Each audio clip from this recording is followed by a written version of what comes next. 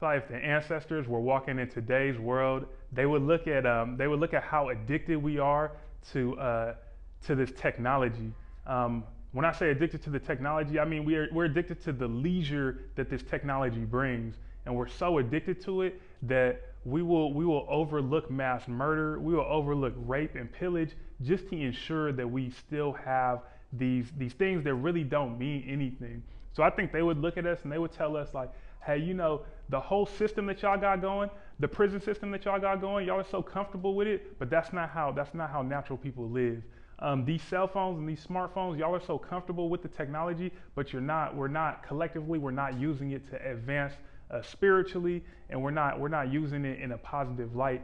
I think they would tell us to take a step back from all of this, and it would almost be wild to them. They wouldn't even be able to fathom how addicted we are to all of this. So I think they would just tell us, hey, take a step back, just go to source, just go to family, just go to blood, go to kin, go to loved ones, go to nature, and just take a step back for generations, and then we'll see how free we actually are as a people. So one thing I feel we're very, very comprehensive to when it comes to like tribe people, people who have their who remember their agreements from the ancestral teachings, is to understand that the white man has came here, and some call him the fat taker, some call him, the machine, but that has always been something that we've had an agreement with when they step foot on our shores. Me being first contact coastal people to this homeland that we stand and reside on right now, Moak Maloney territory, in so-called San Jose, in Bay Area, Oakland, San Francisco, Alameda County, Richmond, and to know that they came and they were persuasive. So if ancestors came, it would definitely teach us a new way to adapt to the conditions of the psychological warfare, because of the persuasiveness that dangles everybody to this day.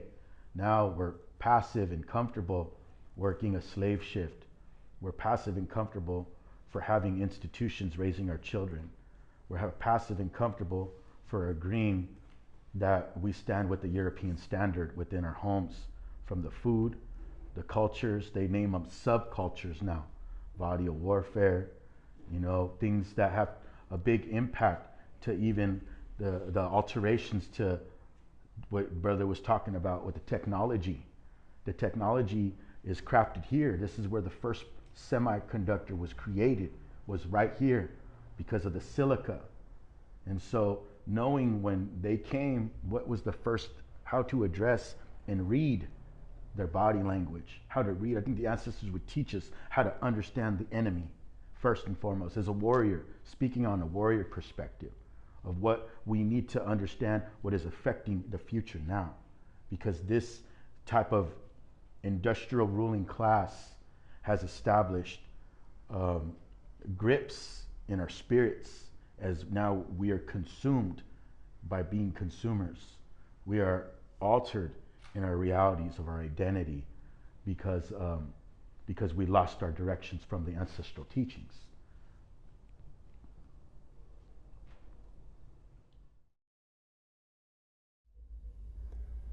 Today's world is, as we said, all history is a current event. And, the challenges that we know and that we respect when we talk about African people being enslaved, and the types of things that we had to confront as a people that were in bondage.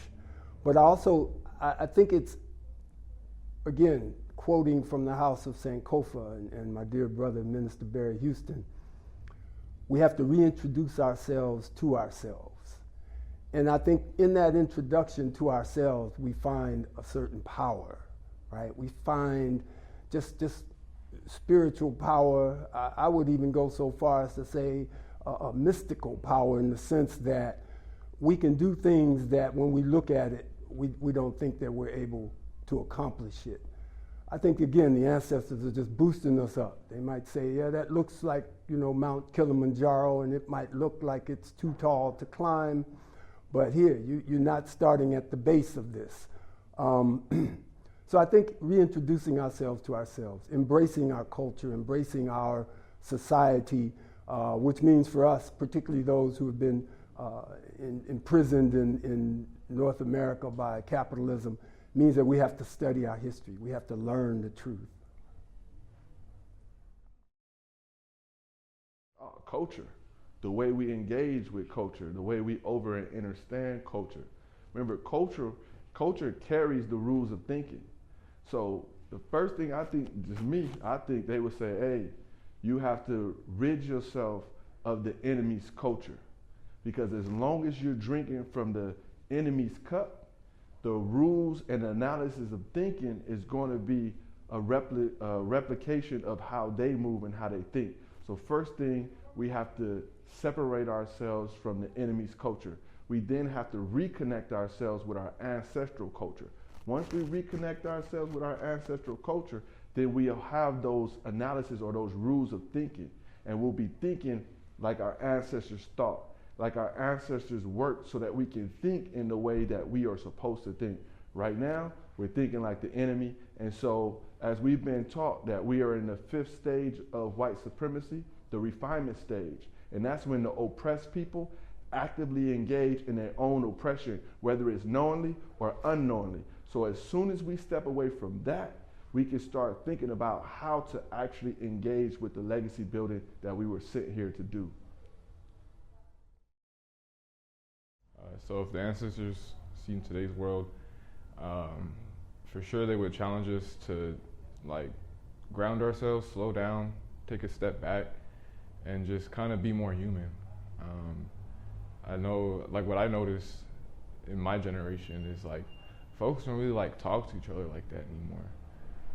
Even just when I'm walking around, even in my apartment complex, it's like I'll say like, "How you doing?" And I'm like, I know they speak English, they don't say nothing. And just people don't talk to each other, and we move too fast. And I get it, you know, like life is fast paced, but we're too caught up looking into the future, and we miss out on a gang of things in the present. And then, like I said, just being more human, just, you know, look at our ancestors back in the day. You know, they were way more healthier, made stuff from scratch, engaged with each other, bartered, and I'm sure their mental health was way better than all of ours right now. So, yeah.